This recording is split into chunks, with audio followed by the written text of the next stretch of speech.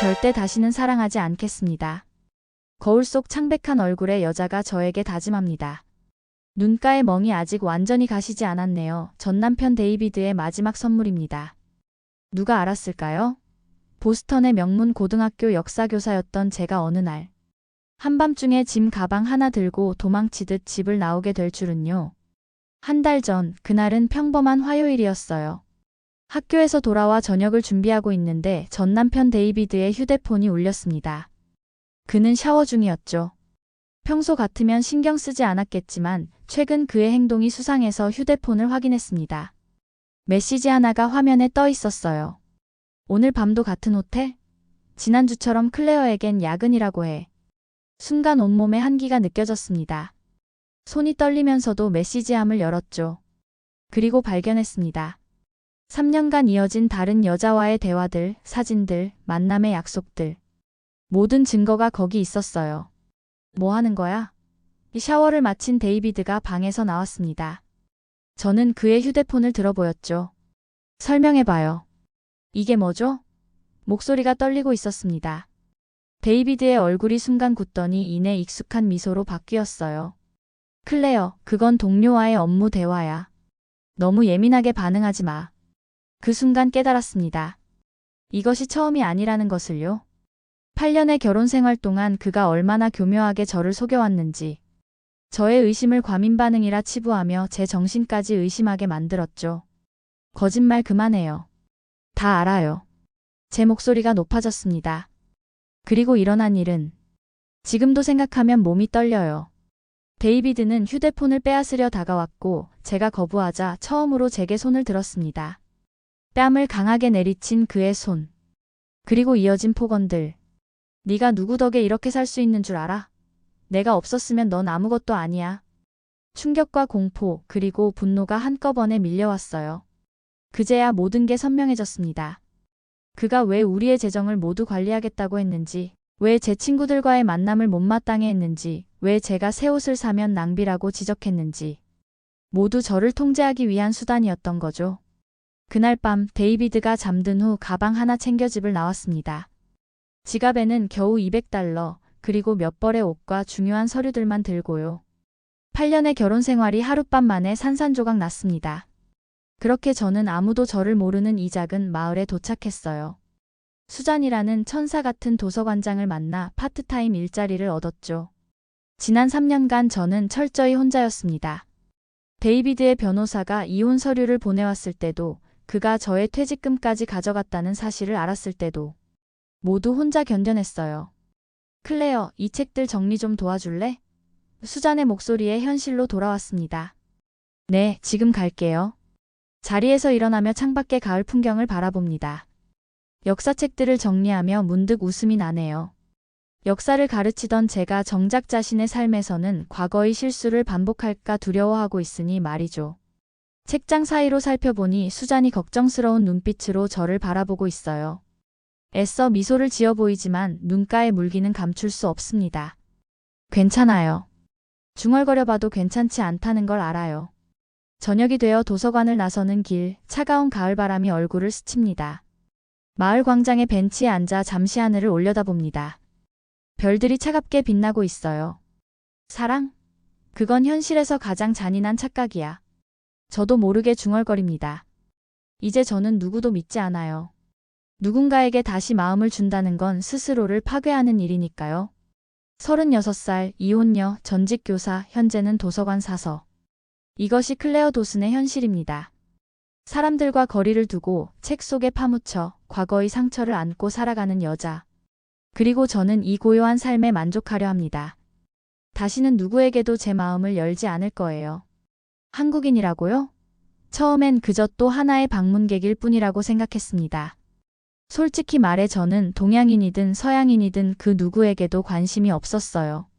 사람들은 그저 도서관에 왔다가 떠나는 존재였으니까요. 전 남편 데이비드 이후로 제 세계는 그렇게 단순해졌습니다. 클레어, 오늘 교육연수단이 방문한다는 걸 잊지 않았지? 수잔이 제 옆으로 다가와 말했습니다. 아, 물론이죠. 사실 까맣게 잊고 있었어요. 한국에서 온 선생님들을 맞이하게 된 그날, 저는 그저 빨리 끝났으면 하는 마음뿐이었습니다. 형식적인 미소와 기계적인 안내로 일을 마치려고 했죠. 그런데 그들 중 한 명이 제게 다가왔어요. 안녕하세요. 저는 강지훈입니다. 단정한 검은 머리에 깔끔한 정장 차림의 그는 90도로 허리를 숙여 인사했습니다. 그 순간 저도 모르게 진짜 미소가 지어졌어요. 왜였을까요? 아마도 그의 진심 어린 태도 때문이었을 거예요. 그날 이후 강지훈은 매일같이 도서관에 찾아왔습니다. 처음에는 정말 귀찮았어요.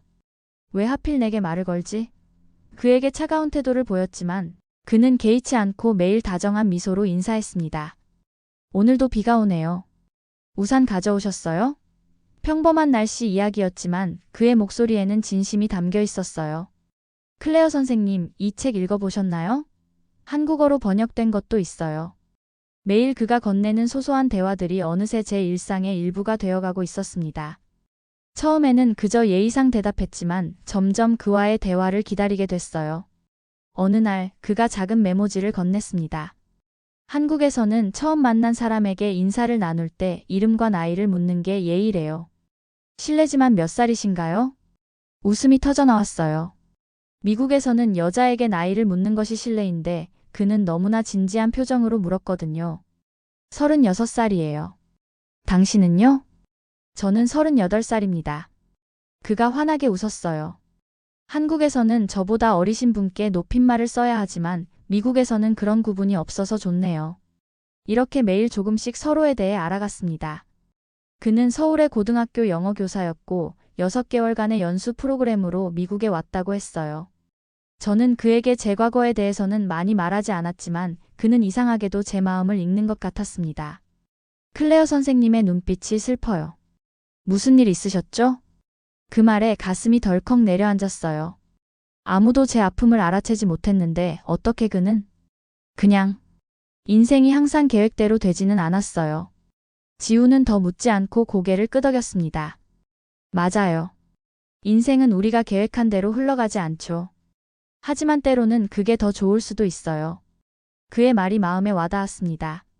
전 남편 데이비드와 달리 지우는 제 감정을 존중해주는 것 같았어요. 억지로 캐묻지 않고 그저 제가 말하고 싶을 때 들어주는 사람이었죠. 한 달이 지났을 무렵 저는 어느새 그를 기다리고 있는 제 모습을 발견했습니다. 아침에 일어나 옷을 고르며 오늘 뭐 입지? 라고 생각하는 저를 보며 깜짝 놀랐어요. 전 남편 데이비드 이후로 제 외모에 신경 쓴 적이 없었거든요. 도서관 창가에 앉아 그를 기다리는 제 모습, 그가 들어올 때마다 저도 모르게 지어지는 미소. 이 모든 것이 저를 두렵게 만들었습니다. 또 상처받게 될 거야, 클레어. 하지만 지훈의 따뜻한 미소와 진심 어린 눈빛은 제 마음의 벽을 조금씩 허물어뜨리고 있었어요.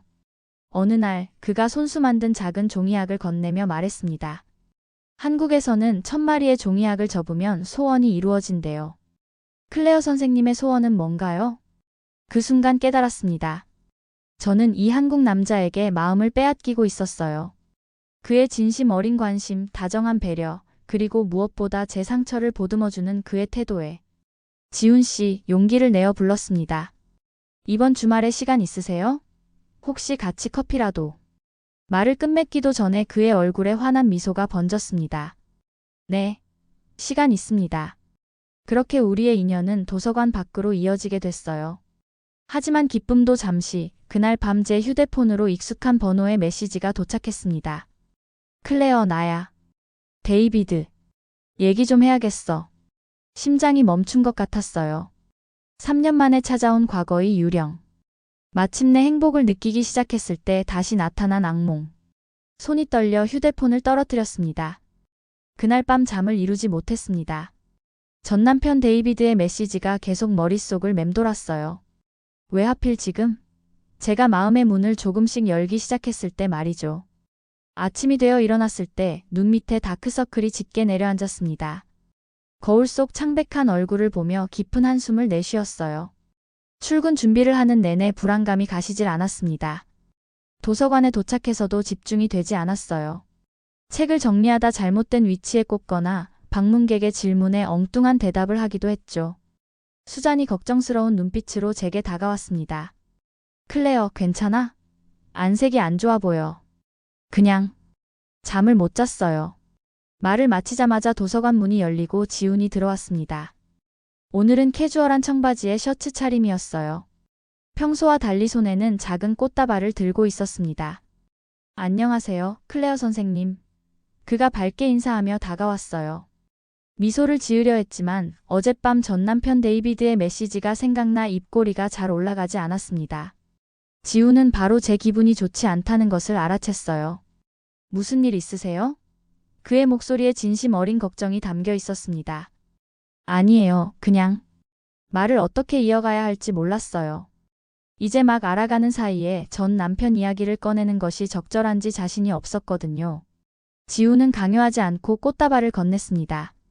이거 드리고 싶었어요. 한국에서는 감사한 마음을 표현할 때 꽃을 선물해요.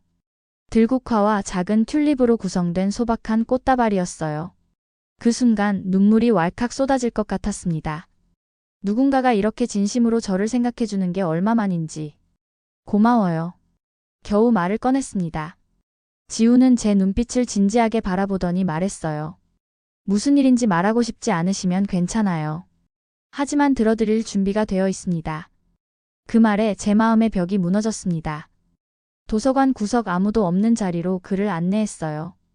그리고 떨리는 목소리로 전 남편 데이비드에 대한 이야기를 시작했습니다. 처음엔 두서없이 말했지만 점점 모든 것을 털어놓게 됐어요. 전 남편 데이비드의 거짓말, 경제적 통제, 외도, 그리고 마지막 폭력까지. 이야기를 마치고 고개를 들었을 때 지훈의 눈에 깊은 분노와 슬픔이 담겨 있었습니다. 그는 잠시 말없이 제 이야기를 소화하더니 조용히 말했어요. 사람의 상처는 잘못이 아니에요. 당신은 잘 버텨온 거예요. 단순한 위로의 말이 아니었습니다. 그의 목소리에는 진심이 담겨 있었어요. 눈물이 볼을 타고 흘러내렸습니다. 그리고 어제 전 남편 데이비드에게서 연락이 왔어요. 3년 만에요. 떨리는 목소리로 말했습니다. 지훈의 표정이 더욱 진지해졌어요. 무엇을 원한다고 했나요? 그냥 얘기하자고요. 하지만 저는 두려워요. 그를 다시 만나면 또 무너질까봐. 지훈은 잠시 생각하더니 제 손을 조심스럽게 잡았습니다. 처음 느껴보는 따스함이었어요. 클레어 선생님, 당신은 혼자가 아니에요. 그리고 무너지지 않을 거예요. 당신은 이미 충분히 강해졌으니까요. 그의 말에 갑자기 용기가 생겼습니다. 전 남편 데이비드가 아무리 다시 접근해도 더 이상 예전의 저는 아니라는 확신이 들었어요. 그날 폐관 시간이 되자 지훈은 제가 집에 안전하게 도착할 때까지 기다리겠다고 했습니다. 처음에는 사양했지만 그의 진심 어린 걱정에 결국 동의했어요. 사실 한국에서는 이런 거 당연해요. 누군가 힘들어할 때 곁에 있어주는 건 인간의 기본 도리죠. 주차장으로 걸어가며 지훈이 말했습니다. 그 말이 가슴에 와닿았어요. 전 남편 데이비드는 제가 힘들 때 항상 내가 예민해서 그래라고 했거든요. 집 앞에 도착했을 때 지훈은 자연스럽게 약속을 잡았습니다. 이번 주말 같이 식사하기로 했죠? 한국 음식 괜찮으세요? 이 근처에 정말 맛있는 김치찌개 집이 있어요. 김치. 뭐라고요? 처음 듣는 음식 이름에 되물었습니다. 지훈의 얼굴에 환한 미소가 번졌어요. 맵지만 정말 맛있어요. 한번 도전해보세요. 그의 미소에 저도 웃음이 나왔습니다. 전 남편 데이비드의 메시지로 인한 불안감이 조금씩 사라지고 있었어요. 지훈과 함께라면 괜찮을 것 같다는 생각이 들었습니다. 다음 날 도서관에서 일하는 중에 휴대폰이 울렸습니다. 이번엔 데이비드의 전화였어요. 심장이 빠르게 뛰었지만 어제와는 다른 감정이었습니다. 두려움보다는 분노가 더 컸어요. 지금 통화할 수 없어요. 단호하게 말한 후 전화를 끊었습니다. 처음으로 데이비드에게 단호하게 대응한 순간이었어요. 그날 오후 지훈이 평소처럼 도서관에 왔습니다. 제가 그에게 달려가 반갑게 인사했어요. 오늘 데이비드에게 안 되라고 말했어요. 지훈의 얼굴에 자랑스러운 미소가 번졌습니다. 정말 대단해요. 당신의 용기가 놀라워요. 그 순간 깨달았습니다. 이 사람은 단순한 인연이 아니라는 것을요. 지훈은 제 인생의 빛을 다시 가져다준 사람이었어요. 전 남편 데이비드가 앗아간 자존감과 자신감을 되찾게 해준 소중한 존재였습니다. 우리는 함께 도서관 카페에 앉아 이야기를 나눴어요. 지우는 한국의 이야기를 들려주었고 저는 보스턴에서의 추억을 나눴습니다. 과거의 아픔보다 현재의 따뜻함이 더 크게 느껴지는 순간이었어요. 클레어 선생님, 지훈이 갑자기 진지한 표정으로 말했습니다. 한국에서는 정이라는 게 있어요. 서로를 이해하고 보듬어주는 마음이죠. 미국에서는 모르는 사람에게 말 걸기 어렵다고 들었지만 저는 용기 내어 선생님께 다가갔어요. 그게 제 인생에서 가장 잘한 결정 중 하나인 것 같아요. 그의 진심 어린 고백에 가슴이 따뜻해졌습니다. 도서관 창밖으로 단풍이 물든 나무들이 보였어요.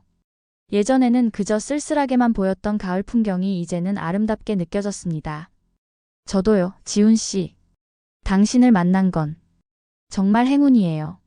주말이 되었습니다. 지훈과의 약속 날이에요. 거울 앞에서 옷을 몇 번이나 갈아입었는지 모릅니다. 너무 단정하게 입으면 부담스러울까, 너무 캐주얼하면 성의 없어 보일까?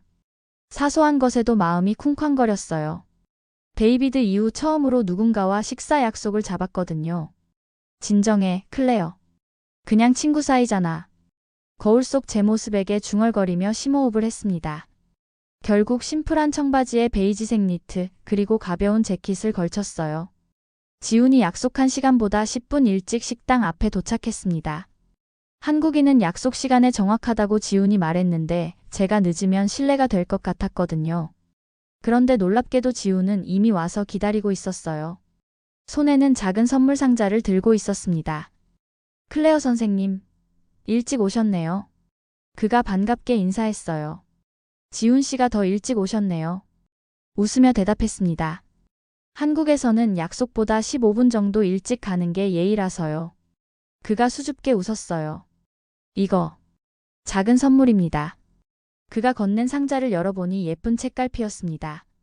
한국 전통 문양이 새겨진 금속 책갈피였어요. 도서관에서 일하시니까 필요할 것 같아서요. 그의 세심함에 가슴이 따뜻해졌습니다. 전 남편 데이비드는 8년 결혼 생활 동안 한 번도 이렇게 제 직업을 고려한 선물을 준 적이 없었어요. 식당에 들어가니 생소한 향신료 냄새가 코를 자극했습니다. 낯선 한국어로 쓰인 메뉴판, 테이블마다 놓인 빨간 소스, 모두가 신기했어요. 처음 한국 음식 드시는 거죠? 제가 추천해도 될까요? 지훈이 물었습니다. 네, 맡길게요. 고개를 끄덕였어요. 지훈은 한국어로 주문했고 곧 테이블에 여러 작은 접시들이 놓이기 시작했습니다. 이건 반찬이라고 해요. 한국 식사에서 밥과 함께 먹는 작은 요리들이죠. 지훈이 설명했어요. 이건 김치, 이건 시금치 나물, 이건 멸치볶음. 하나씩 맛보는데 입안이 화끈거렸습니다. 와, 매워요. 지훈이 웃으며 물을 건넸어요. 김치는 처음 드시면 매울 수 있어요. 하지만 자꾸 먹다 보면 중독돼요. 주문한 김치찌개가 끓는 모습으로 테이블에 도착했습니다.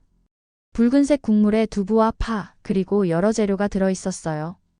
조심스럽게 한 숟가락 떠먹었는데 매워서 눈물이 찔끔 났습니다.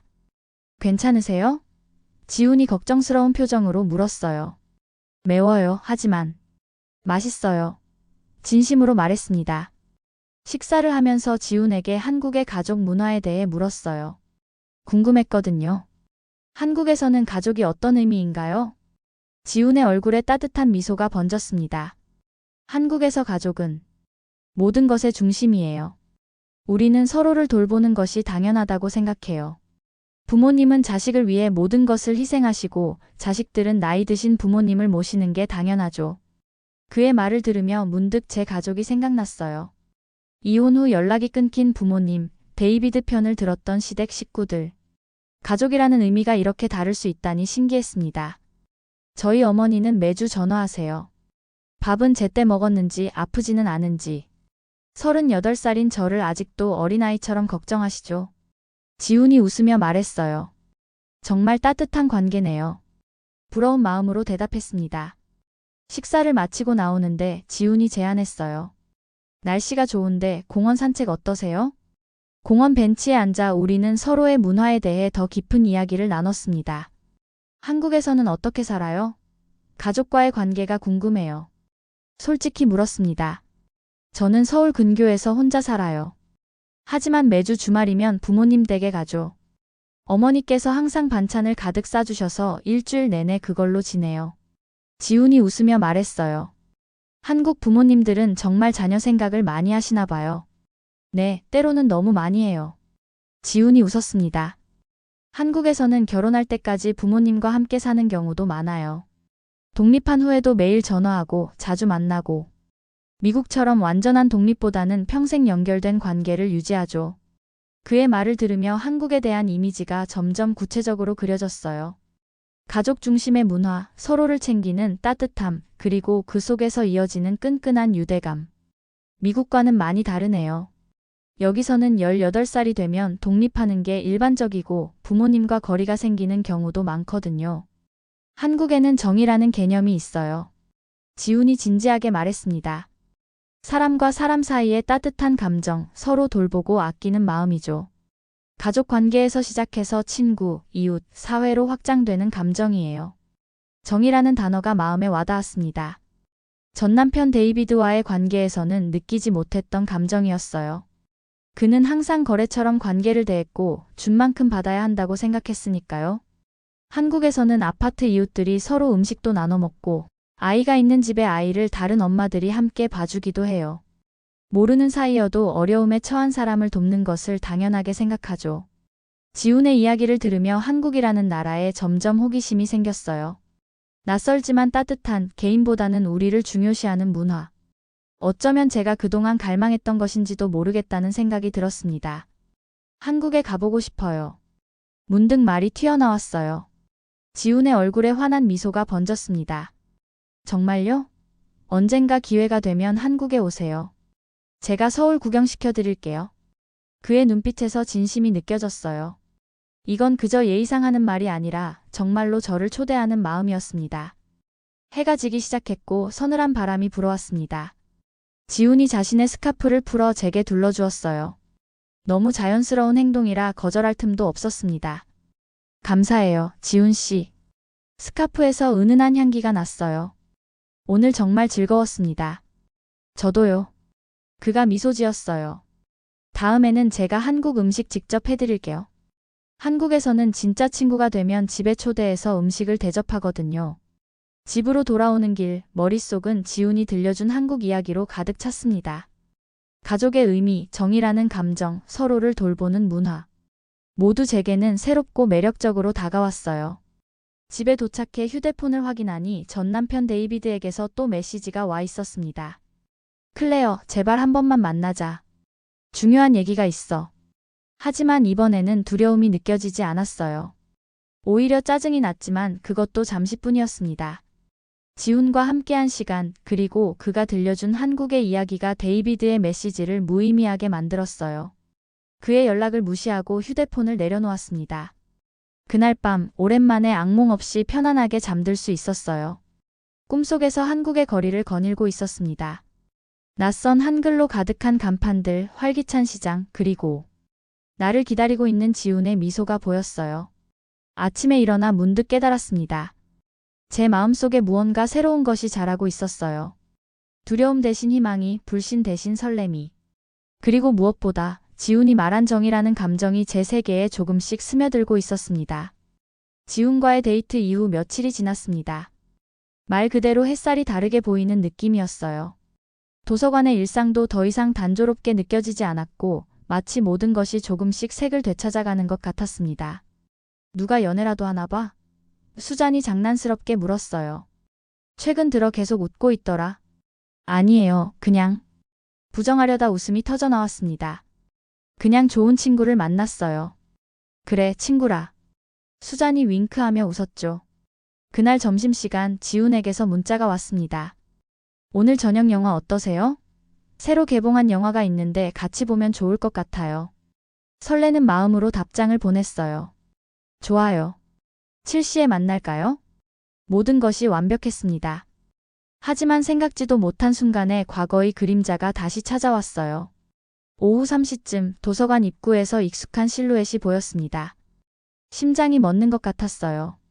전 남편 데이비드였습니다. 3년 만에 직접 찾아온 거예요.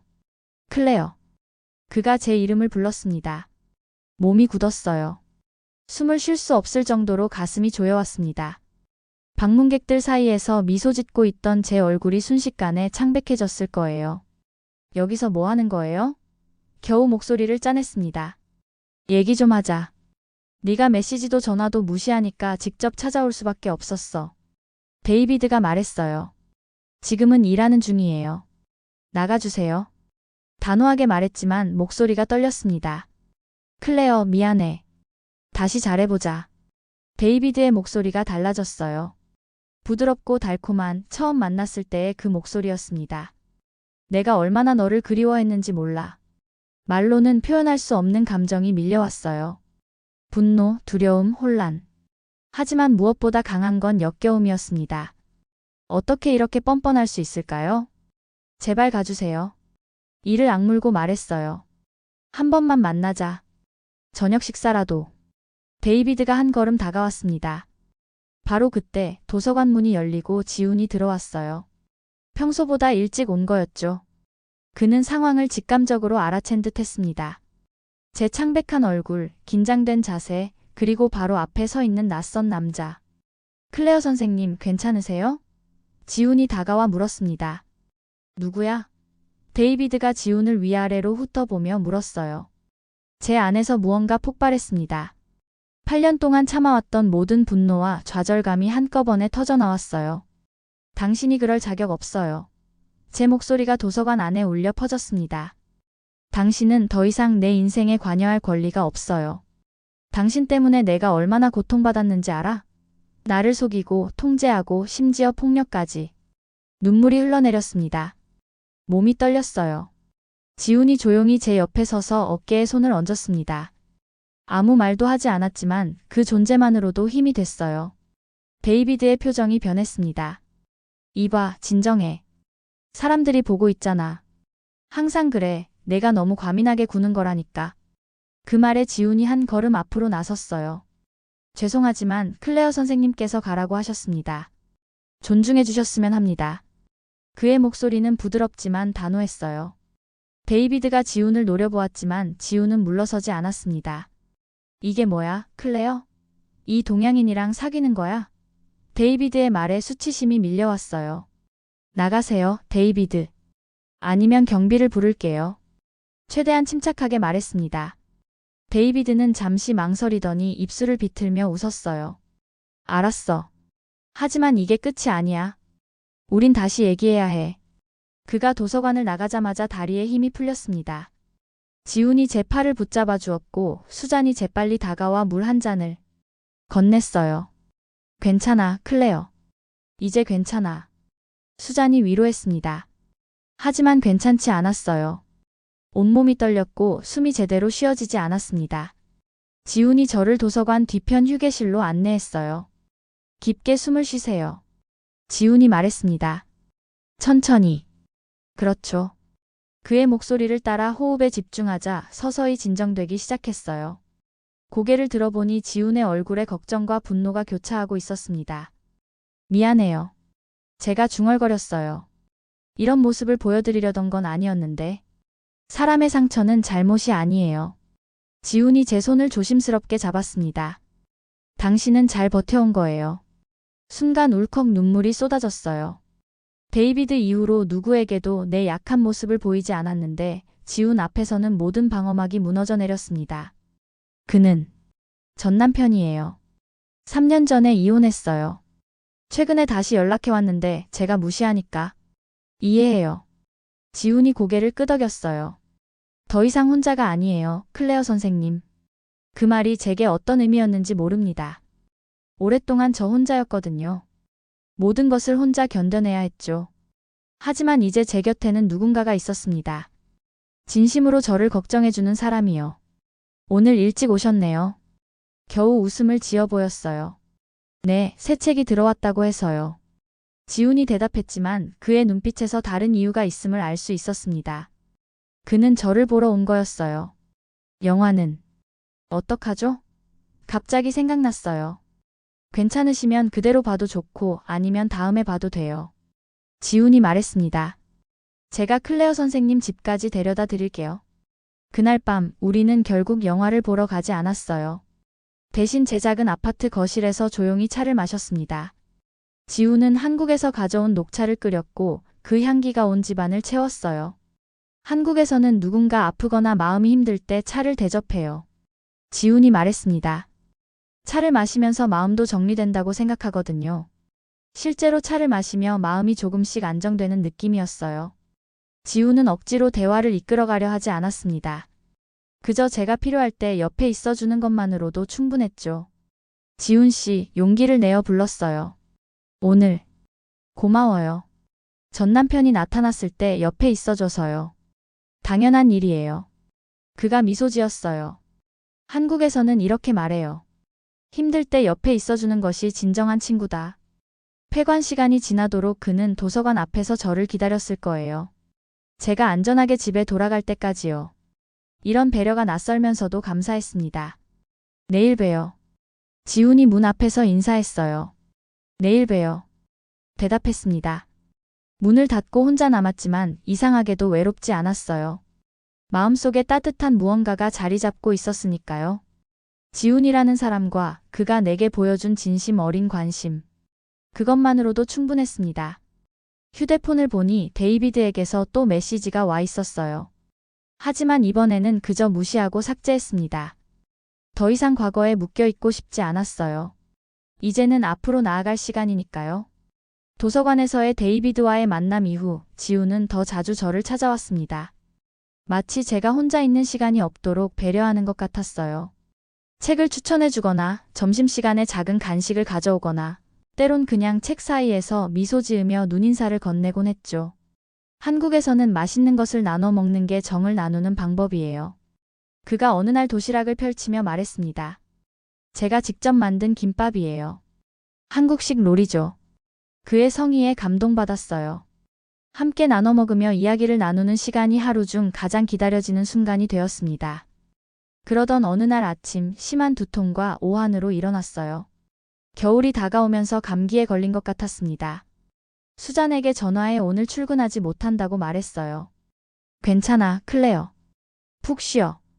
약은 먹었어? 수잔이 걱정스럽게 물었습니다. 아직이요. 곧 먹을게요. 기력 없는 목소리로 대답했어요. 전화를 끊고 침대에 누워 있었습니다.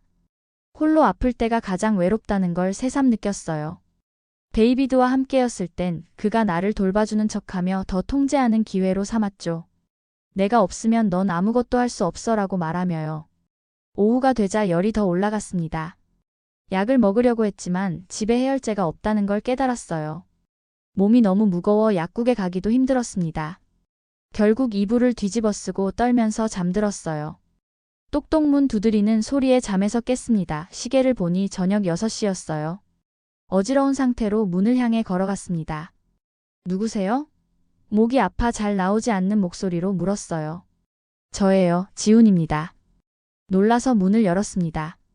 지훈이 양손 가득 봉지를 들고 서 있었어요. 그의 코트에는 눈이 소복이 쌓여 있었습니다. 수잔 선생님께 들었어요.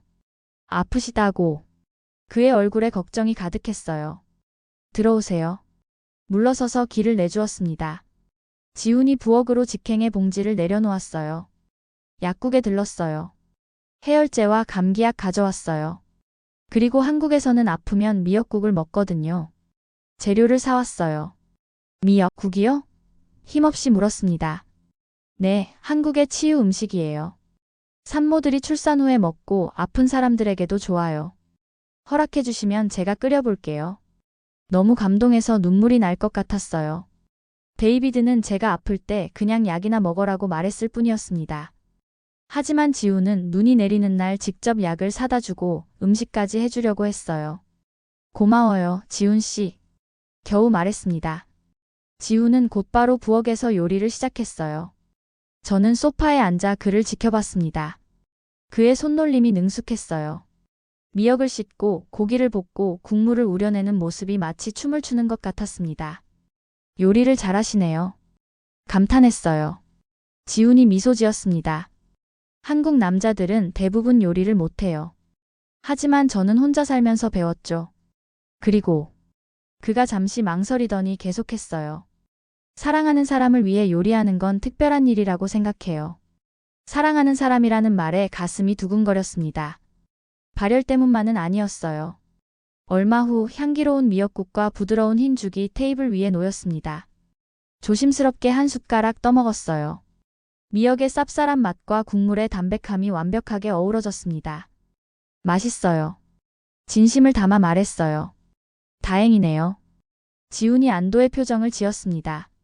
한국에서는 아픈 사람에게 음식을 만들어주는 건 마음을 담는 방법이에요. 약보다 더 중요하죠. 식사 후 지훈이 해열제와 물을 건넸습니다. 약을 먹고 소파에 기대 앉았어요. 지훈은 설거지를 마치고 제 옆에 조심스럽게 앉았습니다. 괜찮으세요? 그가 물었어요. 네, 훨씬 나아졌어요. 약 효과인지 따뜻한 음식 때문인지 아니면 그의 존재 때문인지 정말로 몸이 한결 가벼워진 느낌이었습니다. 한국에서는 이런 말이 있어요. 병은 마음에서 온다. 몸이 아프면 마음도 치유해야 한다는 뜻이죠. 그렇죠. 공감했어요. 마음의 상처가 몸으로 나타나기도 하니까요. 지훈이 제 이마에 손을 대어 체온을 확인했습니다. 그의 손길이 놀랍도록 부드러웠어요. 데이비드의 손길은 항상 거칠고 소유하려는 듯 했는데 지훈의 손은 그저 돌보고 위로하는 느낌이었습니다. 열이 조금 내렸네요. 그가 안도하며 말했어요. 그 순간 제 손이 저도 모르게 그의 손을 찾아잡았습니다. 지훈이 놀란 표정을 지었지만 곧 따뜻한 미소로 바뀌었어요. 우리는 그렇게 말없이 손을 잡고 있었습니다. 어색함도 부담도 없이 그저 편안한 침묵 속에서 지훈 씨 용기를 내어 말했어요. 당신은 진짜예요. 진짜요? 그가 이해하지 못한 듯 물었습니다. 네, 진짜. 가식 없이 진심으로 대하는 사람. 저를 그냥 있는 그대로 봐주는 사람. 말이 잘 나오지 않았지만 그의 눈빛에서 이해하고 있다는 것을 알 수 있었어요. 클레어 선생님도 저에게 진짜예요. 지훈이 부드럽게 대답했습니다. 한국에서는 인연이라는 말이 있어요. 우연히 만났지만 운명처럼 느껴지는 관계를 말하죠. 인연이라는 단어가 가슴에 와닿았습니다. 우리의 만남은 정말 우연이었지만 이제는 마치 필연처럼 느껴졌어요. 밤이 깊어갔지만 지훈은 떠나지 않았습니다. 그는 제가 약을 제때 먹도록 챙겨주고 이불을 덮어주고 때로는 그냥 옆에 앉아 책을 읽어주었어요. 그의 목소리에 맞춰 잠이 들었다가 깼다가를 반복했습니다. 새벽녘 깊은 잠에서 깨어났을 때 소파에서 잠든 지훈의 모습이 보였어요. 그는 가지 않고 밤새 저를 지켜준 거였습니다. 창문으로 비치는 달빛에 그의 얼굴이 평화롭게 빛났어요. 이 순간 제 마음속에서 무언가가 확실해졌습니다. 이 사람은 진짜다. 그리고 나는 이 사람을 사랑하고 있다. 데이비드 이후 다시는 사랑하지 않겠다던 다짐이 무색해졌어요. 지훈은 제 마음의 벽을 허물고 차가워진 감정을 다시 녹여냈습니다. 그것도 강요하거나 서두르지 않고 그저 진심 어린 존중과 배려로. 조용히 일어나 담요를 가져와 그에게 덮어주었습니다. 잠시 그의 얼굴을 바라보다가 살며시 이마에 입을 맞췄어요. 지훈이 미소를 지으며 뭔가 중얼거렸지만 잠에서 깨지는 않았습니다. 다시 침대로 돌아와 누웠지만 이번엔 외롭지 않았어요. 제 마음에는 새로운 감정, 오랫동안 잊고 있던 감정이 가득했으니까요. 그것은 바로 희망이었습니다. 그리고 그 희망은 지훈이라는 이름을 가지고 있었어요. 아침이 밝아오면서 창문으로 햇살이 스며들었습니다. 마치 제 인생의 새로운 장이 시작되는 것 같았어요. 감기는 아직 남아있었지만 마음은 그 어느 때보다 건강해진 느낌이었습니다. 회복되고 일상으로 돌아간 후 지훈과 저는 더욱 가까워졌습니다. 이제는 매일 도서관에서 만나는 것은 물론 주말에도 시간을 함께 보냈어요. 때로는 공원에서 산책하거나 박물관에 가거나 단순히 제 아파트에서 영화를 보기도 했습니다. 어느 날 지훈이 심각한 표정으로 저를 찾아왔어요. 클레어 선생님, 말씀드릴 게 있어요. 순간 가슴이 철렁 내려앉았습니다. 좋지 않은 소식일까 두려웠어요. 네, 무슨 일이죠? 불안한 마음으로 물었어요. 연수 기간이 곧 끝나요. 한 달 후에 한국으로 돌아가야 해요. 그 말을 듣는 순간 시간이 멈춘 것 같았습니다. 머릿속이 하얘지고 심장이 빠르게 뛰기 시작했어요. 지훈이 떠난다니. 생각만 해도 가슴이 아팠습니다. 알고 있었어요. 억지로 미소를 지으며 말했지만 목소리가 떨렸어요. 언젠가는 돌아가실 거라는 걸. 지훈이 제 손을 조심스럽게 잡았습니다. 하지만 이게 끝이 아니에요. 제 눈을 똑바로 바라보며 말했어요. 클레어 선생님, 한국에 와주세요. 한국에요? 깜짝 놀라 물었습니다. 네, 저와 함께요. 잠시 휴가처럼 오셔도 좋고, 원하신다면 더 오래 머무르셔도 돼요. 머릿속이 복잡해졌습니다. 한국이라니. 한 번도 가본 적 없는 나라, 언어도 문화도 모르는 곳. 하지만 동시에 지훈을 통해 알게 된 따뜻한 정서가 있는 곳이기도 했죠. 생각해 볼게요. 조심스럽게 대답했습니다. 그날 밤 잠을 이루지 못하고 생각에 잠겼어요. 이곳을 떠나 한국으로 간다는 건 큰 결정이었으니까요. 하지만 여기에 남는다면 지훈 없이 다시 혼자가 된다는 뜻이기도 했습니다. 다음 날 수잔에게 이야기했어요. 수잔, 나 한국에 갈까봐. 수잔이 놀란 표정을 짓더니 곧 환하게 웃었습니다. 정말? 대단한데? 그 한국 선생님 때문에? 고개를 끄덕였어요. 지훈이 한국으로 돌아가야 해. 그리고 나에게 같이 가자고 했어. 클레어, 솔직히 말해서 내가 이렇게 밝아진 건 오랜만이야. 데이비드 이후로 넌 마치 껍데기만 남은 것 같았어. 하지만 지훈을 만난 이후로 다시 예전의 너로 돌아온 것 같아. 수잔의 말에 눈물이 나왔습니다. 맞아요. 지훈은 제게 다시 삶의 의미를 찾게 해준 사람이었으니까요. 하지만 도서관은 걱정스럽게 말했어요. 걱정 마, 3개월 정도 휴직할 수 있어. 네가 원한다면 자리를 비워둘게. 수잔의 배려에 감사했습니다. 그렇게 결심했어요. 3개월간 한국에 가기로요. 지훈에게 제 결정을 알렸을 때 그의 얼굴에 환한 미소가 번졌습니다. 정말요? 정말 오시겠어요? 마치 어린아이처럼 기뻐하는 모습이 귀여웠어요. 네, 3개월 휴직을 신청했어요. 당신 나라를 보고 싶어요. 당신이 그토록 자랑스러워하는 그 문화를요. 그날부터 한국행 준비가 시작됐습니다. 여권을 갱신하고 비행기 표를 예약하고 필요한 물건들을 챙겼어요. 지훈은 매일같이 한국에 대한 이야기를 들려주었습니다. 서울은 정말 현대적이에요. 지하철도 깨끗하고 편리하죠. 하지만 동시에 고궁과 전통시장도 있어요. 현대와 전통이 공존하는 곳이랍니다. 그의 설명을 들으며 점점 기대가 커졌어요. 하지만 동시에 걱정도 있었죠. 지훈 씨, 당신 어머니가 저를 어떻게 생각하실까요? 외국인인데다 이혼녀인 저를.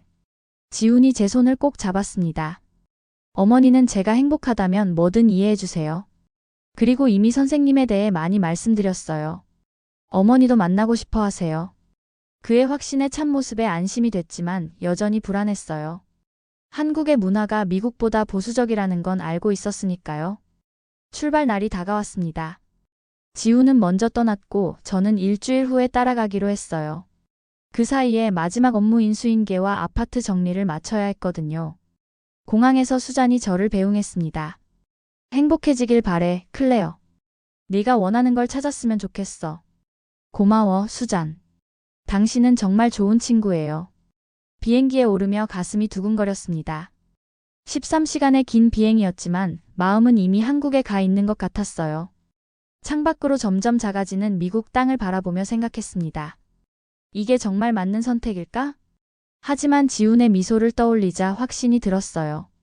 맞아요. 이건 도망이 아니라 새로운 시작이었습니다. 인천공항에 도착했을 때 지훈이 꽃다발을 들고 기다리고 있었어요. 그를 보자마자 달려가 안겼습니다. 일주일의 이별도 너무 길게 느껴졌거든요. 어서 오세요, 클레어.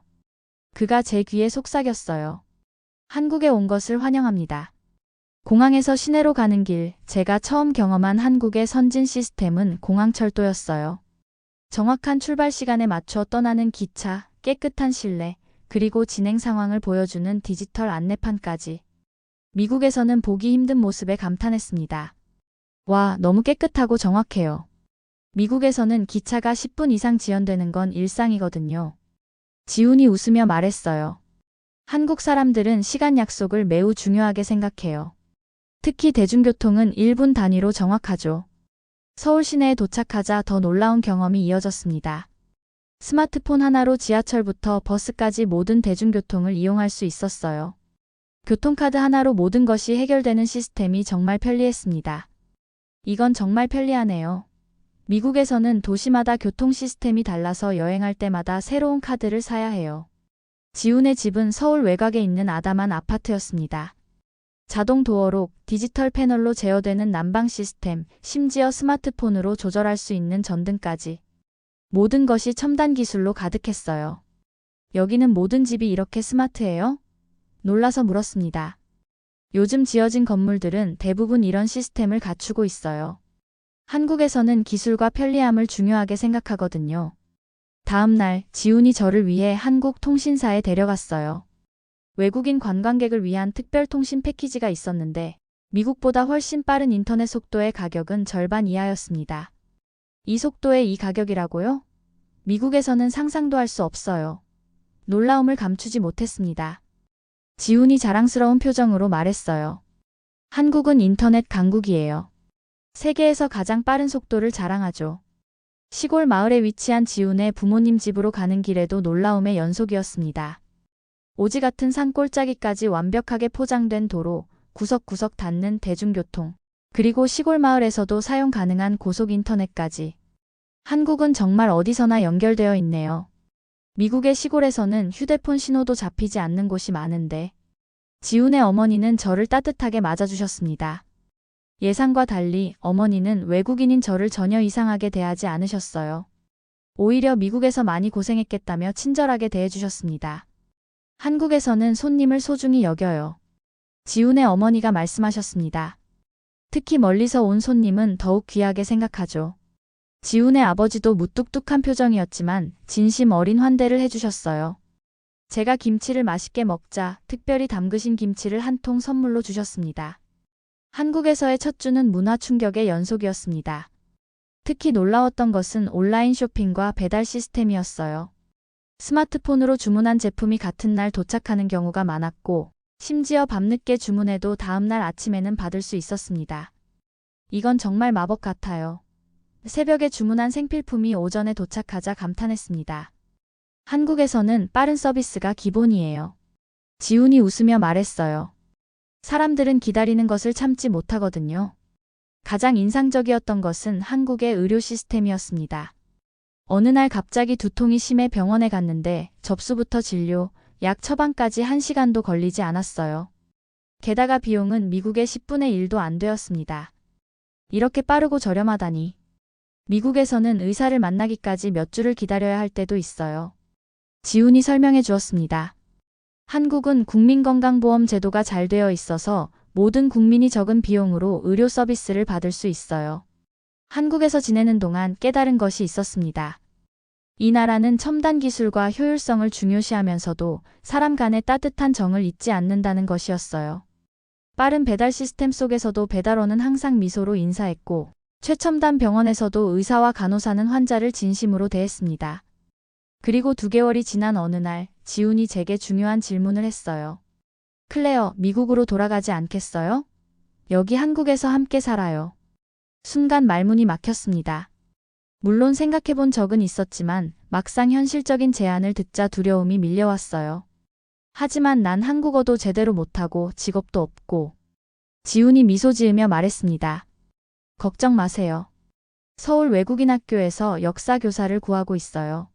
제가 알아봤죠. 선생님의 경력이라면 충분히 가능할 거예요. 그의 진지함에 가슴이 떨렸습니다. 제가 다시 가르치는 일을 할 수 있다니. 데이비드와의 결혼 생활 중 포기했던 제 꿈이었어요. 정말요? 믿기지 않아 물었습니다. 네, 그리고 지훈이 무릎을 꿇었어요. 주머니에서 작은 상자를 꺼내 열었습니다. 그 안에는 은은하게 빛나는 반지가 있었어요. 클레어 돛은 나와 결혼해 주겠어요? 나랑 평생 같이 아프고 웃고 먹어줄래요? 눈물이 왈칵 쏟아졌습니다. 기쁨과 두려움, 사랑과 감사함이 한꺼번에 밀려왔어요. 네, 지훈 씨. 그럴게요. 떨리는 목소리로 대답했습니다. 지훈이 제 손에 반지를 끼워 주었어요. 완벽하게 맞았습니다. 마치 그 자리를 위해 만들어진 것처럼요. 사랑해요, 클레어.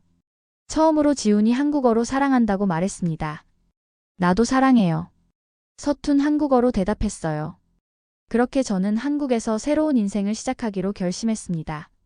미국에 돌아가 짐을 정리하고 수잔에게 소식을 전했어요.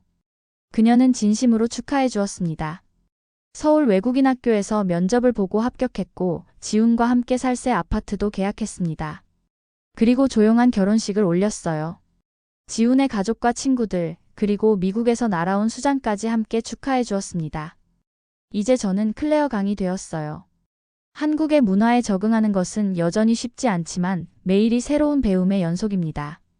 지훈과 함께라면 어떤 어려움도 이겨낼 수 있을 것 같아요. 서울 외국인 학교에서 역사를 가르친 지 1년이 지났습니다. 처음에는 어려웠지만 이제는 학생들과 동료 교사들 사이에서 인정받는 교사가 되었어요. 한국어도 조금씩 늘어서 이제는 간단한 대화는 문제없이 할 수 있게 되었습니다. 지훈과 저는 서울 근교의 아담한 아파트에서 행복하게 살고 있어요. 매일 아침 함께 일어나 커피를 마시고 저녁에는 하루 일과를 나누며 대화하는 시간이 가장 소중합니다. 주말이면 지훈의 부모님 댁을 방문하거나 한국의 여러 명소를 탐방하곤 해요. 한국 생활에 가장 놀랐던 점은 모든 것이 효율적으로 돌아간다는 거예요. 처음 한국에 왔을 때 인천공항에서 서울까지 가는 공항철도를 탔는데 정확한 시간에 도착하는 것은 물론 무척 깨끗했습니다. 미국에서는 상상할 수 없는 일이었죠. 지훈 씨, 한국의 대중교통은 정말 대단해요. 감탄했더니 지훈이 웃으며 대답했습니다. 이건 아직 시작일 뿐이에요. 한국에 있다 보면 더 많은 것들에 놀라게 될 거예요. 정말 그랬습니다. 인터넷 속도는 미국보다 훨씬 빨랐고 핸드폰으로 모든 것을 해결할 수 있었어요. 지하철에서 택시, 음식 주문까지 모든 것이 앱 하나로 가능했죠. 심지어 관공서 업무도 온라인으로 처리할 수 있어서 놀랐습니다. 어느 날 미국에서 온 제 여권을 갱신해야 했어요. 주한 미국 대사관에 가서 일을 처리하는데 몇 시간이 걸렸습니다. 그런데 같은 날 지훈은 한국 주민센터에서 여권 갱신을 30분 만에 끝냈어요. 이게 한국의 시스템이에요. 지훈이 자랑스럽게 말했습니다. 디지털 정부를 구축해서 시민들의 시간을 아껴주는 거죠. 한국의 치안도 매우 인상적이었어요.